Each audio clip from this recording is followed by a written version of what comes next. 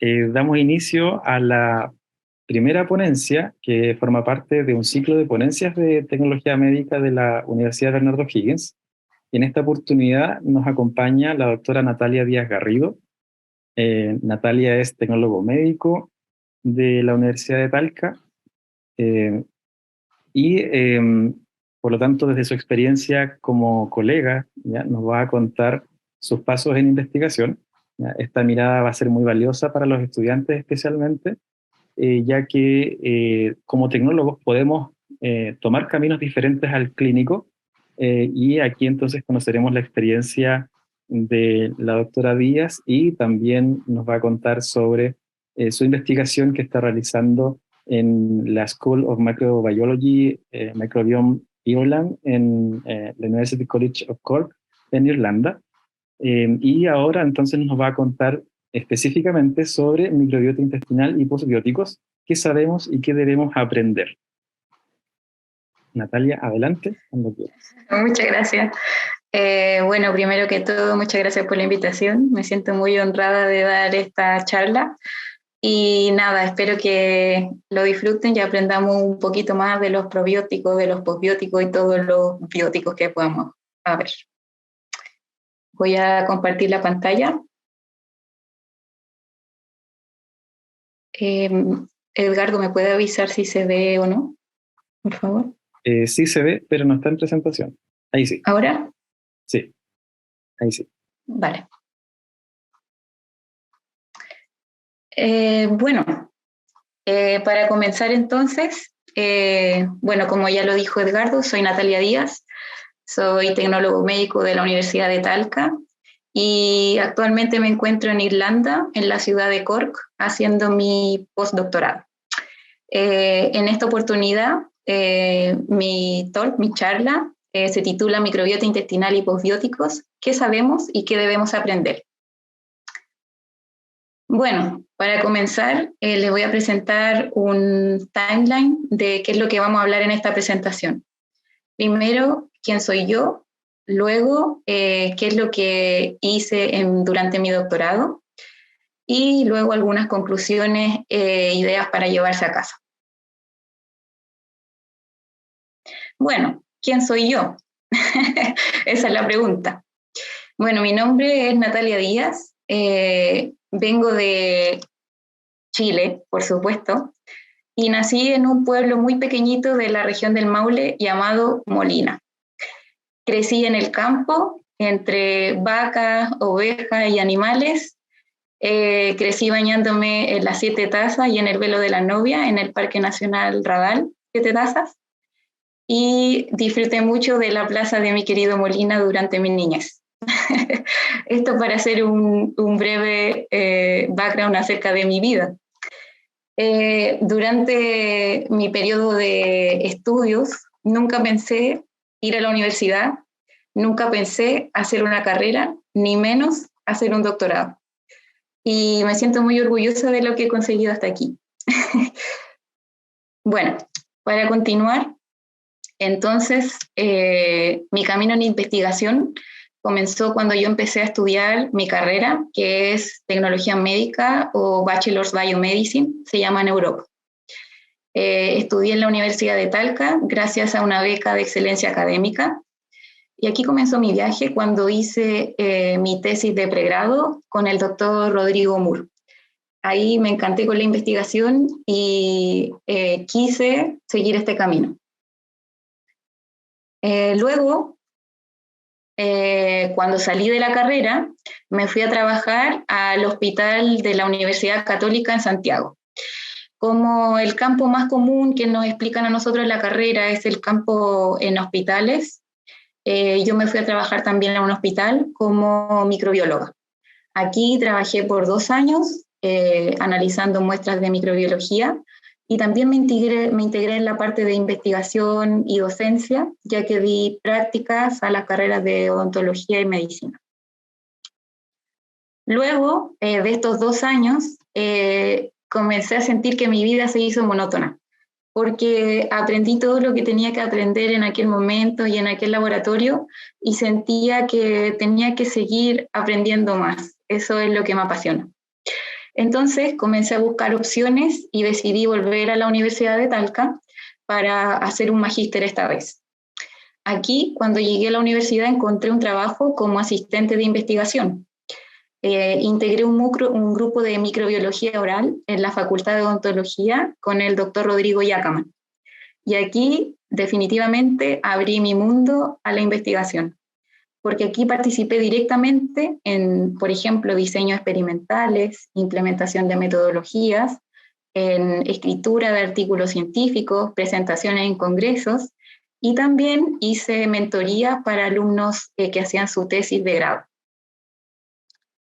A la vez, y trabajando en este mismo laboratorio, digamos, hice mi magíster en microbiología en la misma universidad, gracias a la beca Guillermo Blanco, una beca que da la misma casa de estudios, en donde pude desarrollar mi tesis de microbiología en el mismo laboratorio donde estaba trabajando.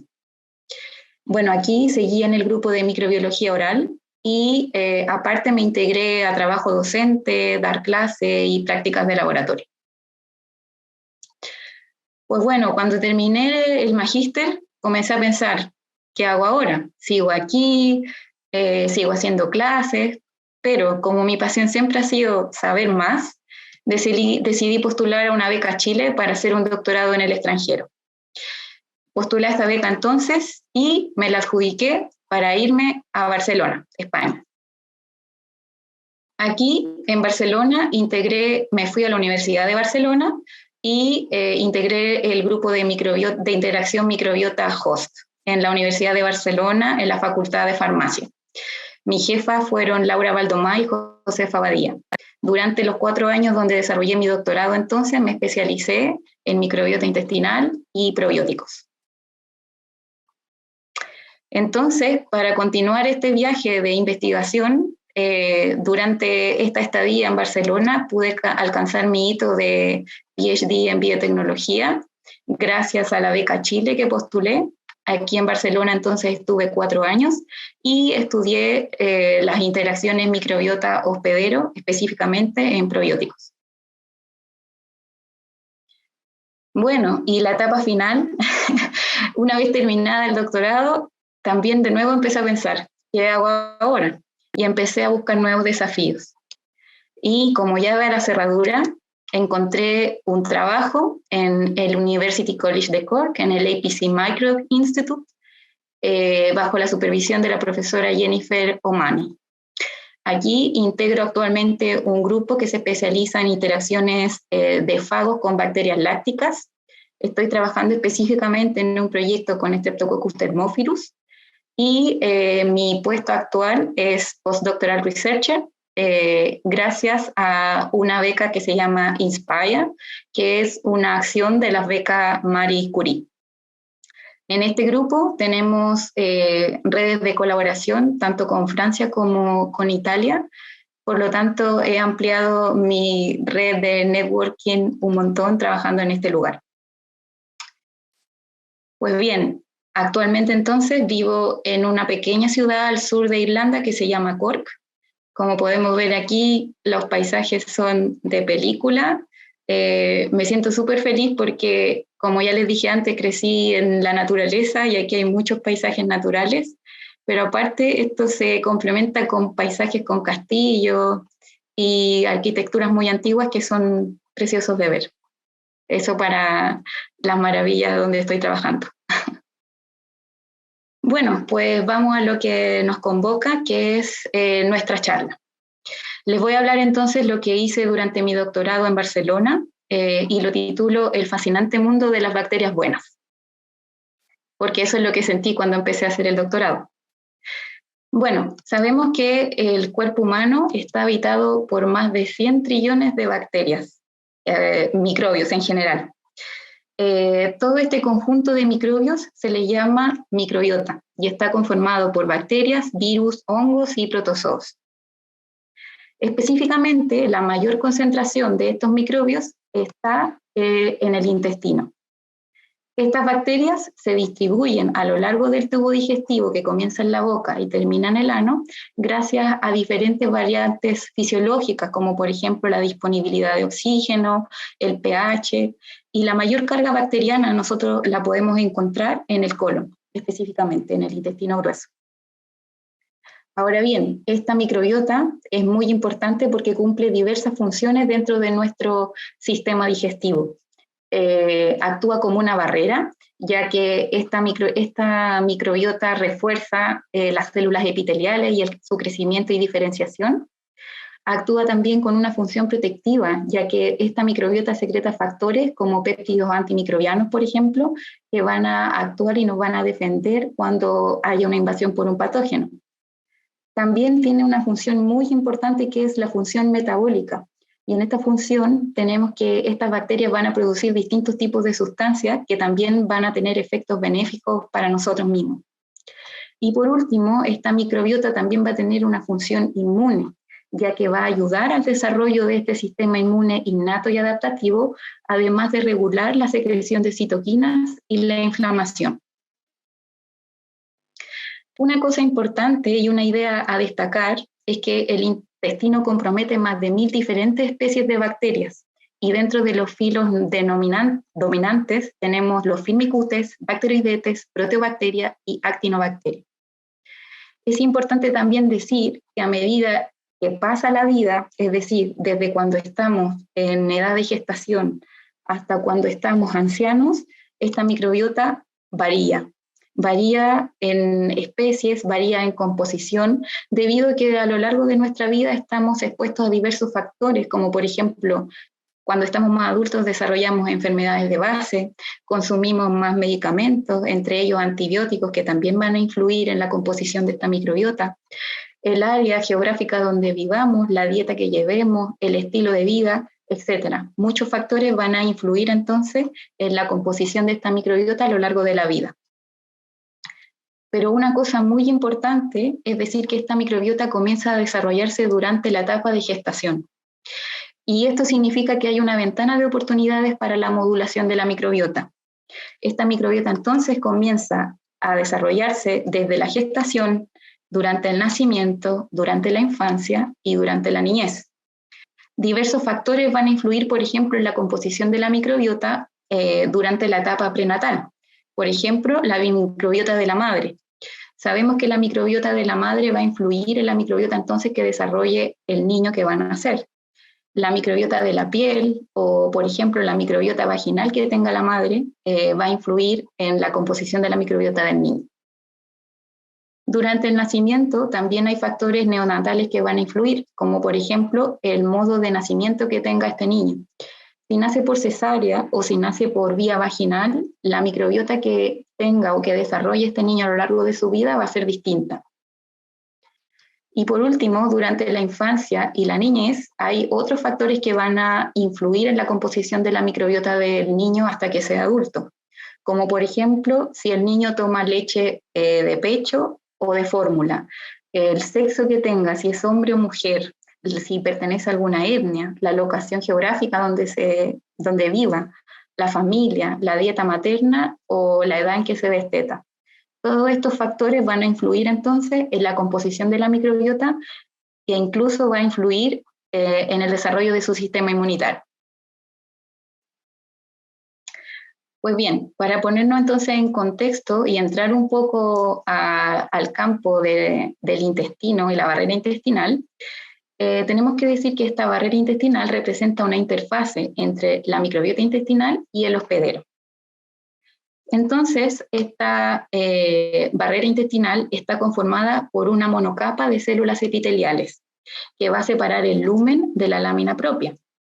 Esta monocapa de células epiteliales tiene distintos tipos de células epiteliales, las más comunes llamadas enterocitos, pero hay células especializadas como por ejemplo las Glovet cells, las células M, que van a producir por ejemplo péptidos antimicrobianos.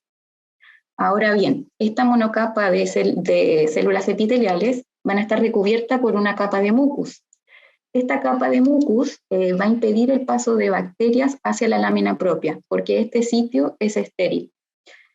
Y por último, el último componente de esta barrera intestinal es el sistema inmune, que está compuesto por distintas células y moléculas que van a tener distintas funciones durante la inmunidad innata y la inmunidad adaptativa. Pues bien, en un estado de homeostasis o en un estado de equilibrio, nosotros tenemos una microbiota intestinal normal, que va a estar fuera de la lámina propia y que va a estar sobre la capa de mucus, pero no va a pasar más allá. Sin embargo, diversos factores van a alterar este equilibrio, como por ejemplo el uso de antibióticos, las prácticas médicas, los estilos de vida, la dieta y factores genéticos, van a producir una disbiosis, es decir, un desequilibrio. En este desequilibrio, entonces, nuestras bacterias buenas comienzan a disminuir y las malas comienzan a aumentar. Asimismo, estas bacterias malas van a ser capaces de cruzar esta barrera intestinal, van a entrar a la lámina propia y van a producir inflamaciones enormes, donde van a producir finalmente enfermedades inflamatorias intestinales. Por lo tanto, esta disbiosis y esta enfermedad inflamatoria intestinales se van a traducir finalmente en, por ejemplo, el síndrome del intestino irritable, en enfermedades celíacas o, por sí mismo, enfermedad inflamatoria intestinal como la enfermedad de Crohn. Ahora bien, la estrategia que se busca para poder combatir esta disbiosis o poder controlarla es inclinar la balanza hacia bacterias buenas y disminuir las bacterias malas. Las estrategias terapéuticas que se usan ahora mismo para poder combatir esta disbiosis se centran especialmente en la administración de probióticos, prebióticos, terapias fágicas, trasplantes fecales y trasplantes de consorcios bacterianos. En esta charla, en lo que nos vamos a centrar es en la estrategia del uso de los probióticos.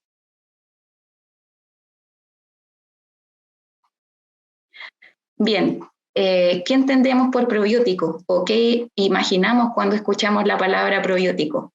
Siempre lo pregunto a mucha gente que conozco, que no está en el campo de la ciencia, obviamente, y siempre me responden el yogur, el queso, siempre me dicen eso. Y lo encuentro muy gracioso porque es verdad, pero es de conocimiento común.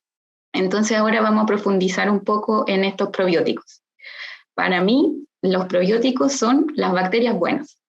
La definición científica de probióticos es que son microorganismos vivos que cuando son administrados en dosis adecuadas confieren salud o efectos benéficos para el hospedero.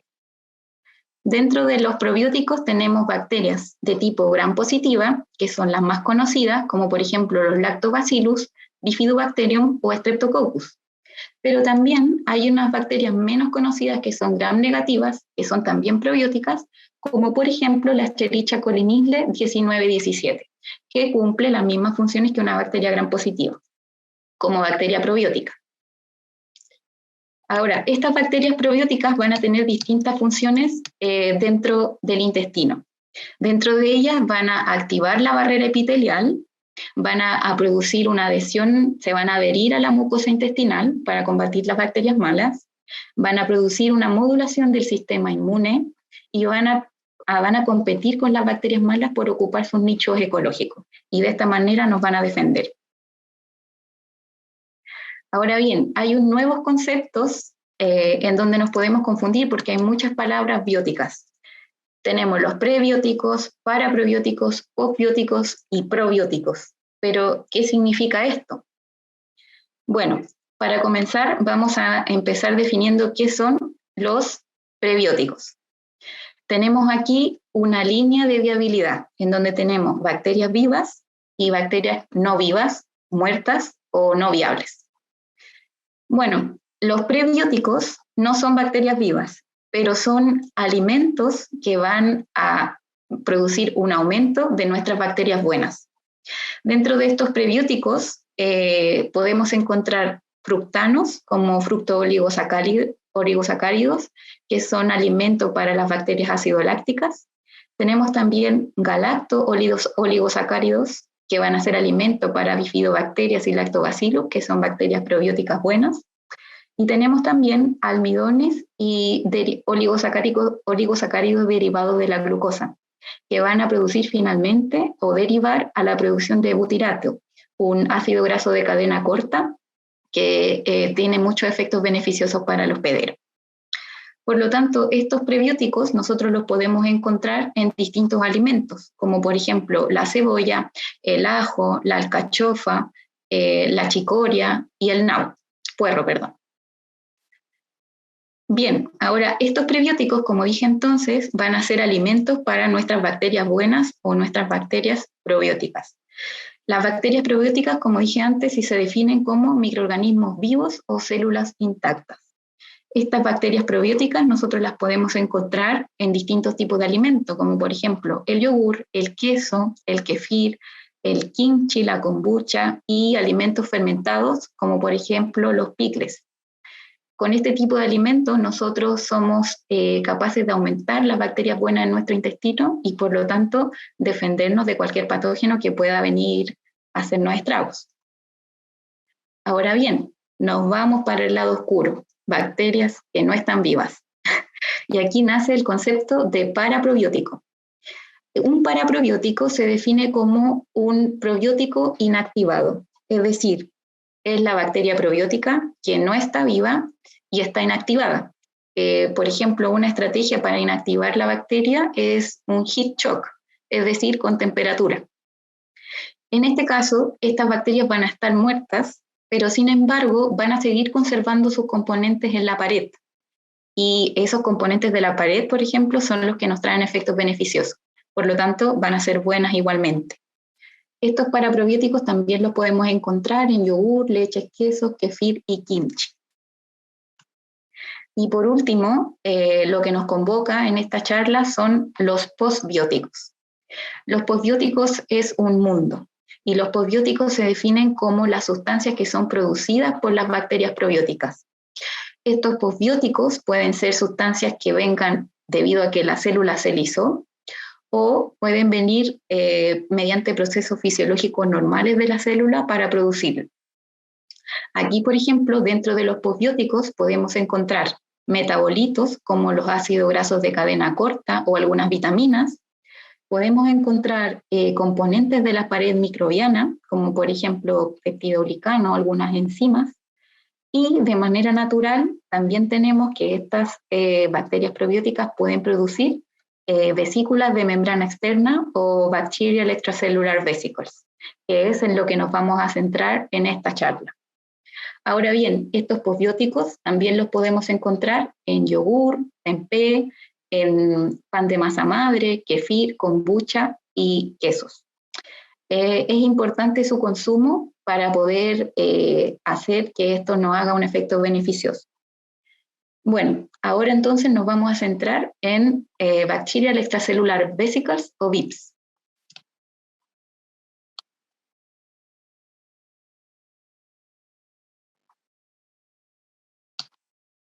Bien, sorry, se puso un poco lento esta cosa.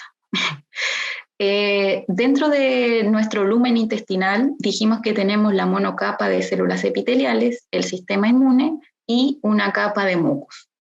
Esta capa de mucus está compuesta a su vez por una capa de mucus interna, que es una capa gruesa y poco flexible, y luego una capa de mucus externa que es más flexible. Sobre esta capa van a vivir entonces nuestra microbiota. Sin embargo, se dice que esta microbiota tiene un crosstalk o una conversación con el sistema inmune, pero no existe el contacto directo debido a la presencia de esta capa de mucus. Entonces, la pregunta es, ¿cómo esta comunicación es establecida? Pues bien, la comunicación es establecida a través de estas vesículas extracelulares. Estas vesículas extracelulares son producidas por nuestra microbiota y van a ser capaces de difundir y atravesar la capa de mucus para llegar a nuestro sistema inmune que se encuentra en la lámina propia y producir distintos tipos de respuestas. Las Bacterial Extracellular Vesicles se definen como vesículas pequeñas, son esféricas y que son lanzadas al extracelular por bacterias gram positivas y gram negativas. Esta vesícula extracelulares está formada por una bicapa lipídica que a su vez contiene proteínas de la bacteria madre, como por ejemplo los lipopolisacáridos o las proteínas de membrana externa, Y también en su interior van a transportar elementos de la célula madre, como por ejemplo DNA, RNA, enzimas, toxinas, peptidoglicán o proteínas citoplasmáticas. A su vez, estas vesículas de membrana van a interactuar en interacciones bacteria-bacteria o bacteria-hospedero. Por ejemplo, dentro de las interacciones bacteria-hospedero, estas vesículas van a interactuar en la adhesión bacteriana, en la modulación en el hospedero y en la evasión inmune. También ellas pueden participar en la interacción bacteria-bacteria, en la resistencia a los antibióticos, en competir con otras bacterias o en matar bacterias. Por lo tanto, en global, estas Bacterial Extracellular Vesicles tienen muchas funciones y los invito a leer nuestro review acerca de estas vesículas para poder interiorizarse un poco más y no hacer tan larga esta explicación. Pues bien, durante mi doctorado yo trabajé con un modelo probiótico que se llamaba, o que les nombré anteriormente, Escherichia coli 1917. Esta es una bacteria negativa y probiótica. Pero también trabajé con otros modelos de Escherichia coli de una colección de células comensales que también las usé en los experimentos para compararlas con la probiótica. Pues bien, ¿qué tiene de especial esta Escherichia coli nisle? Tiene un flagelo que le va a conferir movilidad y adherencia a la mucina. Tiene cápsula y fimbria que le va a conferir propiedad de adhesión y colonización al epitelio intestinal. Tiene también un sistema de transporte de hierro. Tiene un LPS corto que le permite sensibilidad al complemento. Y por último, va a producir microcinas que van a producir competencia con los patógenos por la colonización de los nichos ecológicos. Por lo tanto, en nuestro grupo, donde hice el doctorado, hubo estudios previos con estas vesiculitas provenientes de esta cepa probiótica. Se investigó que estas vesículas de membrana pueden reforzar las uniones estrechas intestinales, por lo tanto pueden reforzar la barrera epitelial. También se descubrió que estas vesículas pueden activar receptores de tipo NOD, por lo tanto van a ser internalizadas y activadas. También se descubrió que estas vesículas pueden activar el sistema inmune a través de las células epiteliales.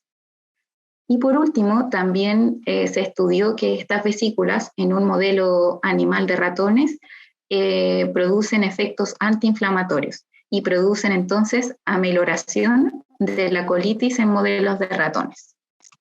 Entonces, ¿qué queremos saber ahora con estas vesículas? Pues bueno, la pregunta de investigación que nos surgió entonces ahora es ¿qué pasa con el sistema inmune? ¿Cómo estas vesículas van a interactuar con el sistema inmune que se encuentra bajo este epitelio? Pues bien, para esto hicimos un diseño experimental en donde trabajamos con células dendríticas y linfocitos de tipo T en cocultivo.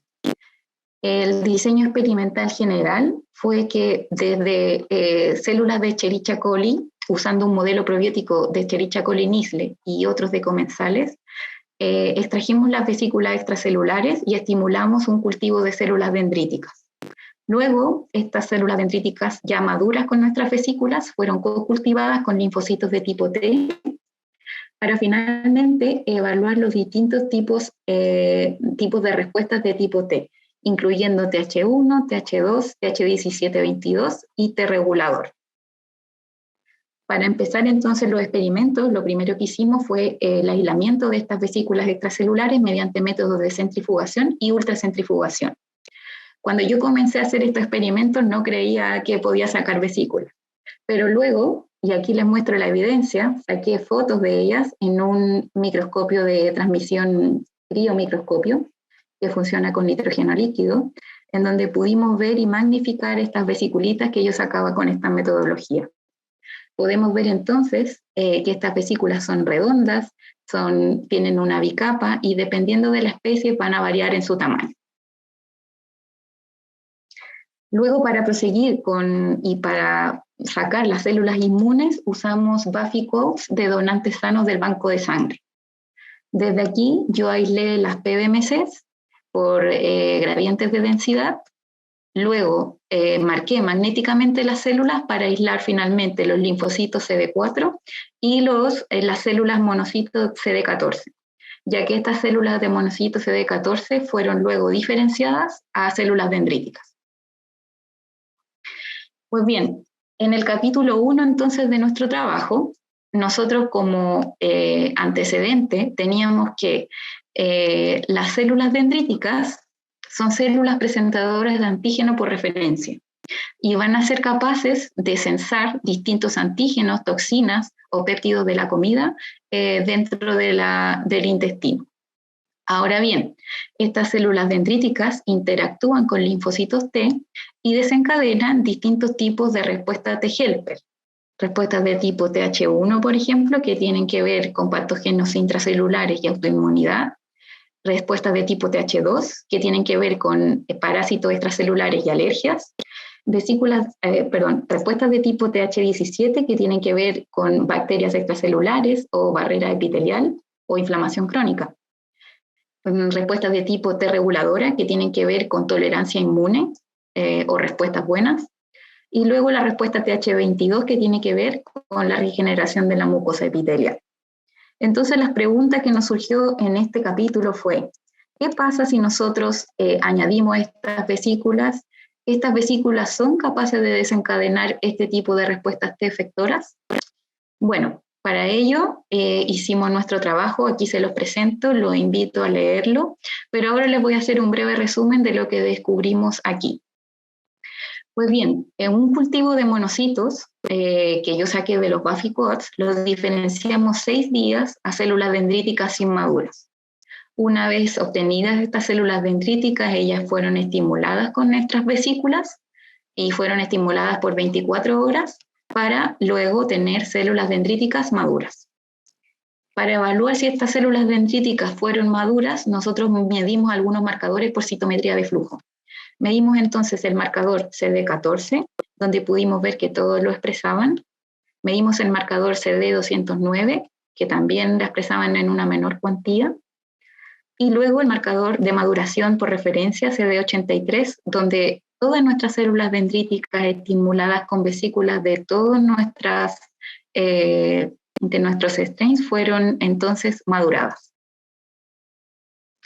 Luego, para evaluar también la maduración, medimos algunas citoquinas, alguna producción de citoquinas. Entonces, aquí podemos ver, por ejemplo, que estas células dendríticas expresaban o liberaban o producían interferón gamma, interleuquina 12 y interleuquina 18, especialmente 2 tipos de especies de las cuales yo trabajé, que son la probiótica, Escherichia colinisle, y la EcoR63, también una cepa muy similar genéticamente y perteneciente al mismo grupo de esta cepa probiótica. También evaluamos la respuesta TH17 y 22, y aquí pudimos ver que todas las células dendríticas estimuladas con todas las vesículas producían este tipo de citoquinas, incluyendo la interleuquina 6, interleuquina 23, 1 beta y TNF-alfa. Ahora, el hallazgo más sorprendente que nosotros encontramos fue que al evaluar las respuestas de tipo T reguladora, pudimos observar que la cepa comensal EcoR12 producía una alta cantidad de interleuquina 10 e interleuquina TGF-beta, lo que quiere decir que esta vesícula podría ser que produzca una respuesta de tolerancia. Ahora bien, una vez que supimos que nuestras células dendríticas estaban maduras, comenzamos a hacer cocultivos con linfocitos de tipo T. Se mezclaron en proporción 1:5 y fueron cocultivados por 3 días para evaluar finalmente la polarización y los tipos de respuesta T que se producían con los distintos tipos de vesículas. Aquí entonces evaluamos por citometría de flujo la respuesta TH17. Podemos ver, por ejemplo, que una célula dendrítica que no estaba estimulada con las vesículas tenía positividad de 11,7% de este tipo de respuesta, y sin embargo, cuando la estimulamos con nuestras vesículas de la bacteria probiótica, obtuvimos un 22,9% de positividad, es decir, que sí producen respuesta TH17. Todas las cepas de todas las vesículas de todas las cepas que evalué produjeron entonces respuestas de tipo TH17. Luego evaluamos las respuestas de tipo T reguladora, en donde evaluamos marcadores como el CD4, CD25 high y FOXP3, que son marcadores clave para las respuestas de tipo T reguladora. Aquí podemos ver entonces una célula dendrítica no estimulada que tiene de base una respuesta reguladora de un 5,5%.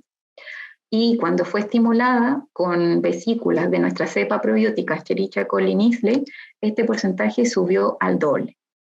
Por lo tanto, podemos ver que las respuestas reguladoras fueron producidas por casi todas las especies que yo evalué, pero que sin embargo, y coincidentemente con las citoquinas, la cepa comensal EcoR12 tuvo una respuesta T reguladora mayor que las otras especies. Si evaluamos aquí el ratio entre las respuestas T reguladora y TH17, podemos ver entonces que también esta cepa comensal EcoR12 produce un mayor ratio, es decir, es más tolerante. Entonces, de este capítulo, ¿qué podemos concluir? Podemos decir que nuestra célula dendrítica es capaz entonces de censar nuestras vesículas de membrana externa. Esta célula dendrítica madura puede interactuar con el linfocito de tipo T y se van a producir distintos tipos de respuestas de tipo T de acuerdo a las distintas especies. Por lo tanto, se va a generar respuestas de tipo moduladoras de activación de células T que van a llevar a la modulación de la respuesta inmune del hospedero. Pues bien, una vez que nosotros supimos e investigamos esto, fuimos al capítulo 2. Ya sabíamos entonces que nuestras vesículas podían ser censadas por nuestra célula dendrítica, que ella interactúa con un linfocito T y que va a producir distintos tipos de respuestas de tipo T helper. Sin embargo, la pregunta en este capítulo fue: ¿qué mecanismos moleculares están involucrados en esta modulación de las respuestas inmunes? Pues bien, para ello hicimos este trabajo, hicimos un análisis transcriptómico, los invito a leerlo también, pero ahora les voy a explicar de qué se trató un poco este trabajo. Pues bien, utilizamos la metodología de RNA-seq, en donde nuestro diseño experimental fue que desde los distintos tipos de Escherichia coli, en este trabajo ya cortamos el rango de comensales porque solamente trabajamos con nuestra cepa probiótica y con nuestra posible cepa que da respuestas de tipo T reguladora. Extrajimos entonces las vesículas de estas bacterias, estimulamos células dendríticas otra vez, pero luego extrajimos el RNA. Y este RNA luego fue secuenciado por Illumina para ver un análisis de expresión. Por último, hicimos la validación tanto de estos microRNAs como de sus targets mediante RT-qPCR. Algunos de los resultados que obtuvimos en este estudio fue, lo primero, que hicimos un análisis de componente principal, ya que hicimos 3 experimentos independientes y teníamos que ver que estos 3 experimentos se agruparan, que efectivamente se agruparon. Entonces podíamos trabajar con las 3 réplicas. Hicimos un análisis de expresión diferencial de microRNAs en respuesta a estas vesículas derivadas de la microbiota, en donde pudimos evaluar microRNAs que estaban upregulados, en donde encontramos 41 microRNAs que estaban upregulados por vesículas de la cepa comensal EcoR12, 21 que estaban upregulados por la cepa probiótica SN y 72 que estaban upregulados en común. También encontramos microRNAs que estaban downregulados, 45 por la cepa comensal EcoR12, 21 por la cepa probiótica SN y 43 en común. Hicimos un análisis de selección de estos pequeños microRNAs. Aquí yo les muestro volcanoplots, en donde podemos ver que las vesículas de la bacteria probiótica SN produjeron downregulación de un microRNA y upregulación de unos cuantos microRNAs. Por ejemplo, el microRNA 146 y el 155P, que tienen que ver con activación y maduración de células dendríticas. Por otra parte, también hicimos el análisis con la cepa probiótica, la cepa comensal EcoR12, y aquí podemos ver que también ella downregula un microRNA, pero upregula más de ellos. y dentro de ellos también podemos encontrar los de activación y maduración de células dendríticas, pero además podemos encontrar, por ejemplo, el microRNA 24 o 125, que tienen que ver con respuestas de tipo tolerogénica, lo que coincide con el primer estudio que les mostré anteriormente. Pues bien, luego de evaluar estos microRNAs, también quisimos evaluar los targets, que van dirigidos especialmente a la activación de células dendríticas, activación de TLRs e inflamación. Y aquí lo que quiero destacar es que estos tipos de target fueron encontrados bajo la regulación de los microRNAs que tienen que ver con respuestas tolerogénicas. Pues bien, al validar estos targets, entonces, evaluamos distintos tipos de citoquina, el interferón gamma, la IL-12 y el TNF-alfa.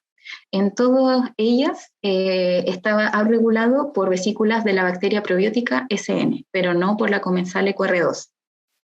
Sin embargo, cuando evaluamos marcadores como IDO2, que son de tolerancia, pudimos ver que estaba regulado por vesículas de esta bacteria comensal EQR12.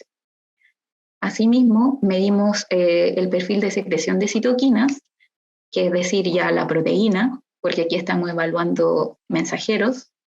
Pudimos ver entonces aquí, por ejemplo, que el interferón gamma y el IL-12 estaba producido más por células dendríticas que estaban estimuladas con vesículas de esta bacteria probiótica, lo que coincide con los microRNA, los RNA mensajeros, perdón. Y luego, cuando evaluamos la IL-10, que tiene que ver con respuestas tolerogénicas, pudimos ver que esta citoquina fue secretada mayormente por células dendríticas que estaban estimuladas por la comensal EQR2. Lo mismo ocurre cuando hicimos el ratio de estas dos. Este ratio entonces de inflamación fue mayor en EQR12, lo que coincide con respuestas tolerogénicas. Pues bien, de este capítulo que podemos entonces sacar en limpio, que nuestra célula dendrítica entonces va a producir distintos tipos de tipo helper. Ya lo dijimos antes y lo vimos en el capítulo anterior. Pero estos tipos de respuestas helper van a estar reguladas por microRNAs. Especialmente en respuestas de TH1, los microRNAs van a regular este tipo de respuesta en la bacteria probiótica SN, y también van a haber regulaciones en respuestas de tipo T reguladoras en las dos cepas, pero especialmente en EQR12. Por lo tanto, estos microRNAs van a generar regulación tanto de las respuestas T como de la secreción de citoquinas y van a llevar a un balance de las respuestas inflamatorias. Por lo tanto, la conclusión final y total es que estos microRNAs modulan la inmunidad.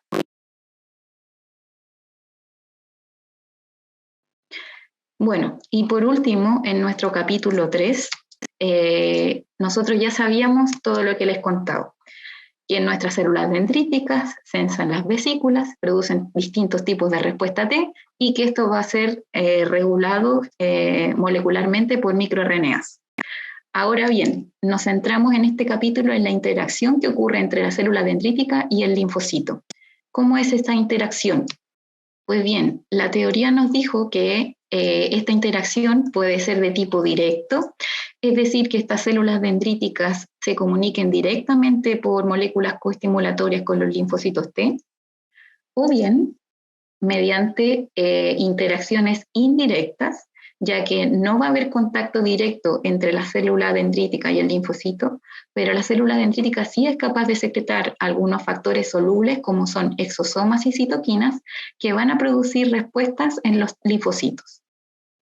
Por lo tanto, en este capítulo nosotros quisimos analizar esta comunicación tanto directa como indirecta entre células dendríticas y linfocitos T. Aquí les dejo entonces el trabajo que hicimos de esta investigación, los invito a leer. Ahora les cuento de qué se trató. Pues bien, hicimos in vitro simulaciones de interacciones directas e indirectas entre células dendríticas y linfocitos T. Aquí, en el cultivo directo, pusimos entonces vesículas de estas dos cepas con las células dendríticas. Y luego, para simular un cultivo indirecto donde no hay contacto directo con los linfocitos T, usamos un dispositivo llamado Transwell, en donde en la parte apical pusimos las células dendríticas y en la etapa apical o en la etapa temprana estimulamos con estas vesículas de las distintas cepas. Luego de esta estimulación y cuando tuvimos las células dendríticas maduras, entonces comunicamos con linfocitos T, para finalmente ver la comunicación que se establece entre el linfocito T y la célula dendrítica. Pues bien, para ello, en el cultivo directo utilizamos células dendríticas maduras que fueron cocultivadas con linfocitos para finalmente evaluar los tipos de respuesta. En el cultivo indirecto usamos células dendríticas maduras en un transwell y luego en la parte vasolateral pusimos linfocitos para ver la comunicación indirecta que se produce entre este tipo de células sin contacto. Finalmente, entonces, evaluamos la polarización que ocurre con los linfocitos de tipo T.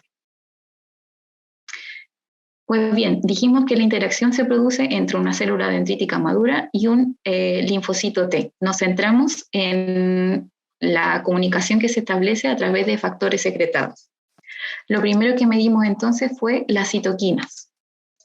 Y aquí podemos ver tanto en cultivos directos como indirectos. Dentro de los cultivos directos pudimos ver que se producen cantidades de citoquina, por ejemplo, de interferón gamma mayores en células estimuladas con vesículas de la bacteria probiótica. En las respuestas de tipo TH2 no hay diferencias significativas entre las dos cepas.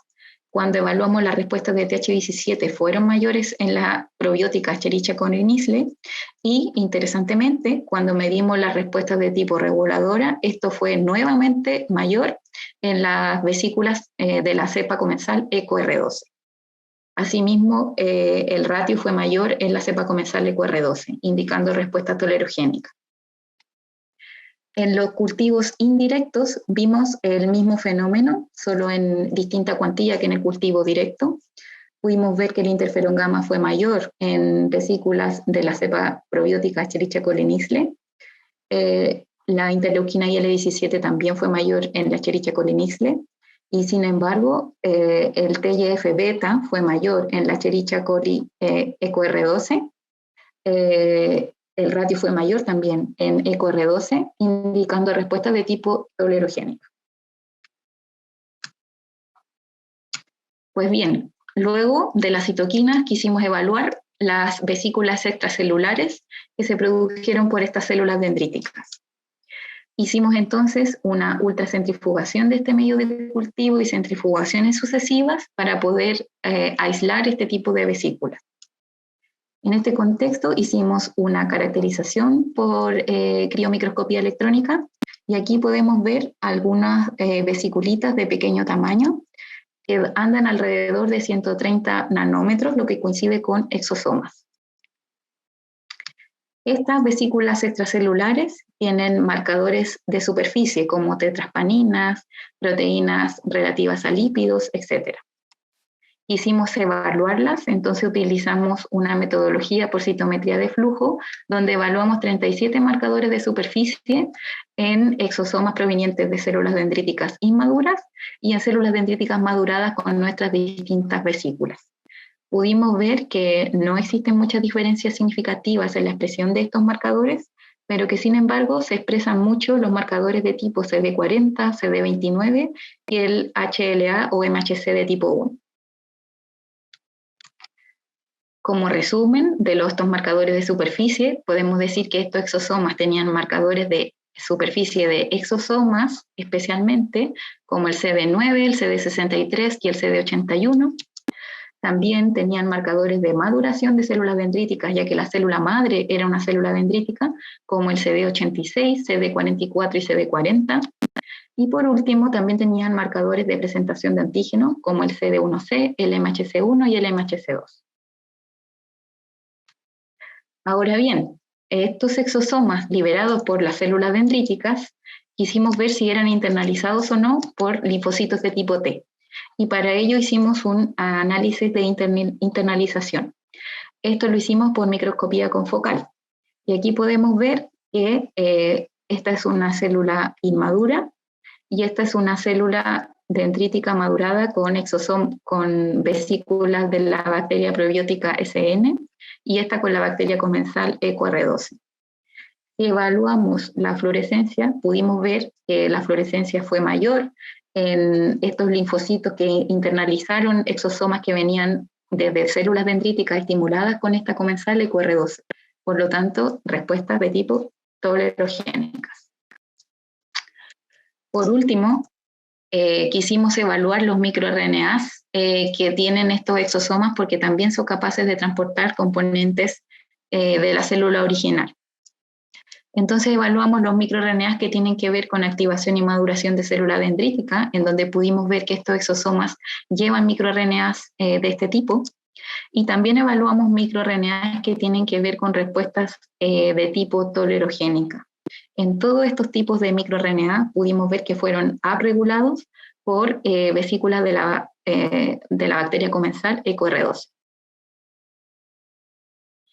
Por lo tanto, y como conclusión, ¿qué podemos decir de este capítulo 3? Podemos decir que esta célula dendrítica sensa nuestras vesículas y al ser madurada va a comenzar a secretar distintos factores solubles como las citoquinas y vesículas extracelulares exosomas. Estos exosomas a su vez van a tener marcadores de superficie y van a transportar microRNAs, lo que va a llevar a la activación y polarización de células de tipo T.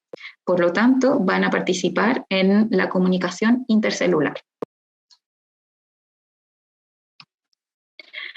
Pues bien, como resumen de toda esta charla, vamos a decir que tenemos nuestro epitelio, tenemos nuestra microbiota y tenemos nuestras vesículas de membrana externa. Ellas van a ser sensadas por células dendríticas y van a ser presentadas a linfocitos de tipo T para desencadenar distintos tipos de respuesta de tipo T. Por lo tanto, estas vesículas van a producir una activación de las células T en la respuesta inmune. También en este trabajo pudimos ver que este desencadenamiento de estos tipos de respuestas de tipo T-helper van a ser influenciadas por mecanismos moleculares como el transporte de microRNAs. Esta regulación por microRNAs va a modular los distintos tipos de respuesta T y la secreción de citoquinas, produciendo un balance en las respuestas inflamatorias. Por lo tanto, estas vesículas también van a producir inmunomodulación mediante los microRNAs. Y por último, estas células dendríticas van a secretar distintos factores solubles como citoquinas y vesículas extracelulares, en donde estas vesículas extracelulares van a llevar marcadores de superficie y microRNAs que van a influenciar la activación y polarización de células de tipo T. Por lo tanto, van a producir o van a interactuar en la comunicación intercelular. Pues bien, hemos terminado con esta parte. Vamos a ir ahora a las conclusiones. Como idea general y como cosas que me gustaría que recordaran, bueno, decir que nuestro cuerpo está conformado por trillones de microbios. Especialmente, ellos se van a concentrar en nuestro sistema digestivo, específicamente en el colon. Pues bien, de manera general, lo que debemos recordar entonces es que nuestra microbiota es considerado un órgano, porque está conformada por trillones de bacterias y van a cumplir distintos tipos de funciones dentro de nuestro tubo digestivo. Se le llama especialmente el órgano olvidado, porque nadie cree que esta microbiota es un órgano. Luego, recordar y destacar que esta microbiota se va a comenzar a formar y a modular durante el periodo de gestación hasta nuestra niñez. Por lo tanto, durante este periodo hay que tener especial cuidado en distintos factores como qué tipo de leche toma el niño, no sé, dónde se vive, la dieta de la madre, etcétera, etcétera, lo que ya hablamos. Luego, tener en cuenta que se produce una disbiosis intestinal cuando se produce un aumento de nuestras bacterias malas y que necesitamos estrategias para poder combatir esto. Y dentro de estas estrategias tenemos los probióticos, que son nuestras amigas o bacterias buenas. Y ahora bien, como cosas y recordatorios específicos, me gustaría que recordáramos que los postbióticos son productos desde las bacterias buenas. Es decir, cosas que secretan nuestras bacterias buenas que están en el intestino, incluyendo ácidos grasos de cadena corta, componentes de la pared y vesículas de membrana externa, que es lo que he hablado en esta charla. Recordar de manera específica que estas vesículas extracelulares van a desencadenar respuestas de tipo T efectoras, que este tipo de respuestas T efectoras va a ser regulada por microRNAs, y por último, que este tipo de interacción va a desencadenar una comunicación intercelular. Con todo esto, y para finalizar, cuidemos nuestra microbiota, porque nuestra microbiota es un órgano y nos confiere defensa contra muchas cosas, contra muchas enfermedades, puede interactuar con distintos órganos. De hecho, hoy en día se habla mucho del eje microbiota-cerebro. Por lo tanto, nuestra microbiota es muy importante y tenemos que cuidarla. Eso, muchas gracias por su atención y espero le haya gustado.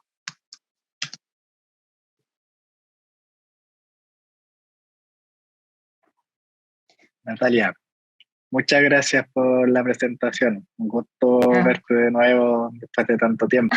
Gracias. Sí, sí. Bueno, la universidad y también la escuela específicamente de tecnología médica agradece tu muy buena y también interesante investigación. Ahí aprendimos demasiado respecto, bueno, a cosas que uno también, como tú decías al principio, cosas que uno sabe bien superficial respecto a alimentos probióticos, prebióticos, que, sí, claro, finalmente permiten una mejor salud para nosotros, porque, claro, uno generalmente conoce que las bacterias son, o las conoce generalmente como tipos malos, sí. en muchas ocasiones. Entonces también es importante considerar esto, cuidar la microbiota que tenemos, tanto del estómago como también de otros órganos. La piel sí, también sí. Tenemos sí. Una gran cantidad de bacterias que son súper importantes. Entonces agradecemos la generosidad del tiempo, yo sé que allá es más tarde, así que también agradecemos sí. Eso. No, de nada, y gracias. Quiero darle a la gente, a todos los que están presentes acá, alumnos también, ahí los puedo ver, y también también a los otros asistentes si tienen alguna consulta, pregunta, para que quieran profundizar con Natalia. Si no, yo voy a partir por mientras, ustedes pueden escribir en el chat ahí las preguntas, ahí me las puede mandar también el profesor Claudio. Entonces, bueno, conozco un poco sobre vesículas extracelulares, trabajé también con ellas, pero en otro contexto, en cáncer principalmente. Entonces pudimos ver de que en cáncer, pacientes que tienen cáncer y también en modelos animales, estas vesículas extracelulares están finalmente recorriendo todo el cuerpo. Sí. Entonces, bueno, tú mencionas tanto las vesículas extracelulares de la misma célula dendrítica, así como estas vesículas de bacterias. Entonces tenemos ahí dos tipos de vesículas extracelulares. Sí. Entonces quiero saber si, por ejemplo, para las vesículas extracelulares de bacterias específicamente, además de tener contacto y llegar directamente, obviamente por cercanía a la microbiota, también se han podido encontrar en otra parte del cuerpo, se han acumulado en otros lugares. Sí, de hecho en el review que les sugerí leer, digamos como nuestras perspectivas, hay algunos estudios donde dicen que estas vesículas de tipo bacteriana son capaces de atravesar la barrera hematoencefálica, por ejemplo. Entonces pueden ir a producir efectos a nivel neuronal. También se dice que estas vesículas extracelulares pueden interactuar a nivel, por ejemplo, de producción de adipocitos. Entonces pueden regular la obesidad y las enfermedades metabólicas. Yo ahora en este trabajo me centré, claro, en vesículas bacterianas y en su función dentro del intestino, pero estas vesículas tienen muchas funciones y pueden ir a distintos órganos y producir distintos efectos. Muchas gracias, Natalia. ¿Alguien tiene alguna consulta que quiera hacer? Puede prender el micrófono y hacerla o escribirla a través del chat. Vamos a esperar un poquito. Si no, debe ser... Ahí, se escucha ¿Sí? Sí, yo escucho. ¿Escuchas, Natalia? Sí. Sí, más o menos. Más o menos. No, felicito la presentación de Natalia, muy bueno, o sea, hicieron hartas cosas, hay recursos, se nota, ya, muy bien aprovechados. Gracias, muchas gracias. En realidad, son varias consultas. Vale. No hicieron pruebas, bueno, mayormente lo que hiciste tú es inmunidad adaptativa, sabes, un poquito de CP4, segunda de antígenos, esa parte. No hicieron pruebas con inmunidad innata, por ejemplo, porque yo hice un estudio hace unos años atrás donde usamos solo células epiteliales, ya sacamos todo lo que es células dendríticas y linfocitos propiamente tal, y vimos una importante respuesta solo de células epiteliales. Esto era en un modelo de epitelio humano reconstituido, y también nosotros medimos beta-defensinas. Entonces, no han probado solo enterocitos y también medir beta-defensinas, como esa pregunta doble. Sí, bueno, la historia comenzó cuando yo les mostré los estudios previos y en mi laboratorio antes habían hecho solo estudios con células epiteliales y las vesículas y vieron las respuestas que producían estas células epiteliales por sí solas. Luego, estas células epiteliales las pusieron con PBMCs y vieron la interacción que se producía entre ellas dos, pero no se habían hecho trabajos como de inmunidad adaptativa por sí sola. Por eso yo trabajé solamente con ese tipo de inmunidad, pero sí que hice en el primer estudio, hice un modelo de un transwell con la célula epitelial arriba y la célula dendrítica por debajo y abajo el linfocito, para hacer como más real el crosstalk. Entonces había una barrera epitelial, una célula dendrítica y abajo los linfocitos. Y también se vio las distintas diferencias que yo mostré muy parecidas. Ya, ok. Entonces, lo que hicimos nosotros, y esto tiene relación con los probióticos, yo trabajé con un modelo de Candida albicans y probamos los efectos que tenía la Candida albicans inactivada, tanto como la invasora. ¿Ya? Y yo sé que existen como probióticos ciertos, como por ejemplo el perenteril, Saccharomyces boulardii, no sé si has escuchado tú, sí. se le dice, que también tienen efecto probiótico. Entonces es de esperarse que tengan el mismo efecto que tú probaste en las colis que probaron ustedes, o sería diferente al usar modelos de hongo, en este caso como son los Saccharomyces. Bueno, yo probé Escherichia coli Nisle. Cuando terminé el doctorado comencé con bacterias gram positivas, con lactobacillus, a hacer más o menos lo mismo. No probé levaduras ni hongos, pero sí he visto que hay estudios con Saccharomyces boulardii, en donde obtienen vesículas del Saccharomyces, y como las levaduras tienen distintos componentes en la pared, diferentes digo a las bacterias, las respuestas son distintas. Sin embargo, la bacteria probiótica de por sí va a llevar una respuesta de tipo tolerogénica, que es la respuesta buena y lo que nosotros buscamos para que nuestro organismo se vea beneficiado.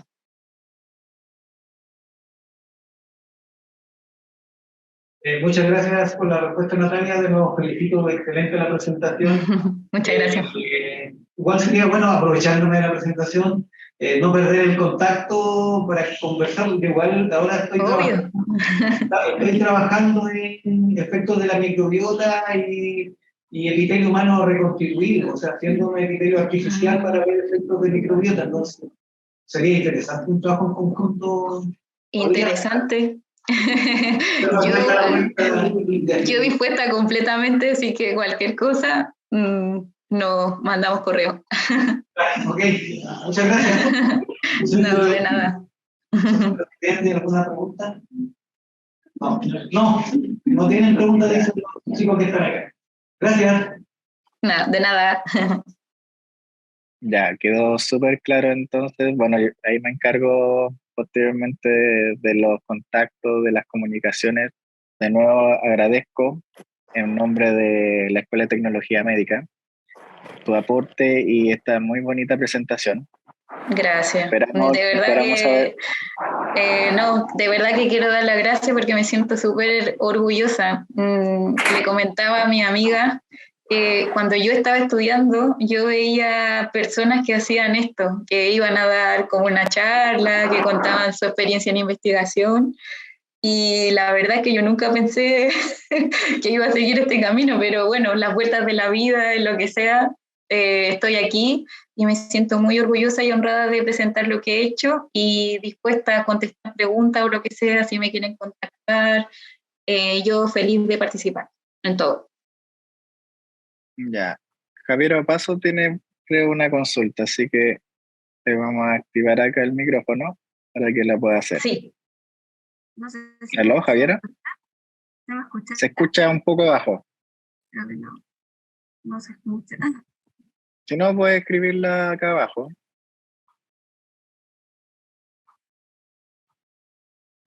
Se te escucha, pero bajo. Okay. Voy a escribir en el chat. Ya. Ay, creo que ahí se me escuchó. Pero Ahí sí. Un poco. Sí, sí. mi pregunta va más que nada, primero, muchas gracias. La presentación estuvo muy, muy bacán. Entendí todo, entendí todo. Gracias. Pero mi pregunta va más que nada a el proceso que, que ha tenido usted como investigadora, Sí.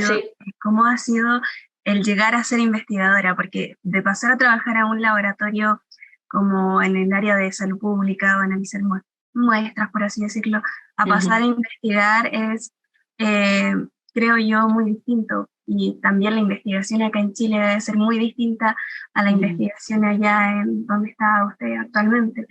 Entonces, mi pregunta va más que nada a conocer eso, cómo ha sido ese proceso, las diferencias o las dificultades que ha tenido en el camino, porque me parece muy curioso y eso. Bueno, muchas gracias por tu pregunta. Nada, ha sido un camino, primero, largo, porque me di muchas vueltas. Hay personas que directamente se van a investigar y que lo tienen claro desde que salen de la carrera. Yo no. Yo cuando salí de la carrera tenía la convicción de trabajar en un hospital, analizar muestras y trabajar ahí tranquilamente. Sin embargo, como mi mente es muy inquieta y siempre me gusta aprender, decidí irme por este camino. Ahora, la investigación es un camino duro, es difícil, hay mucha competencia, mucha competencia, pero yo creo que siempre lo que hay que tener en cuenta es ser una buena investigadora y, por sobre todo, ser una buena persona. Esas son mis convicciones, digamos, de vida, y así he llegado hasta donde estoy, siempre jugando limpio, postulando a becas. No soy una persona de dinero, como dije, nací en un pueblito pequeño, en la 7ª región, de escasos recursos, entonces todo ha sido difícil a punta de beca, a punta de trabajo duro, pero es lo que me apasiona y lo que me encanta y eso es lo que he hecho hasta ahora. Entonces, sí que hay diferencias con Chile, pues la investigación en Chile está poco valorada.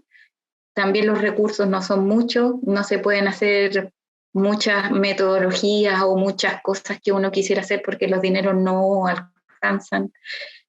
Cuando me vine a España, me di cuenta que había dinero, que la gente y el ministerio se preocupa de dar dinero a los investigadores para poder hacer investigación. Yo me di cuenta porque quería comprar una cosa que valía, no sé, 2.000 euros y ya, sí, cómpralo.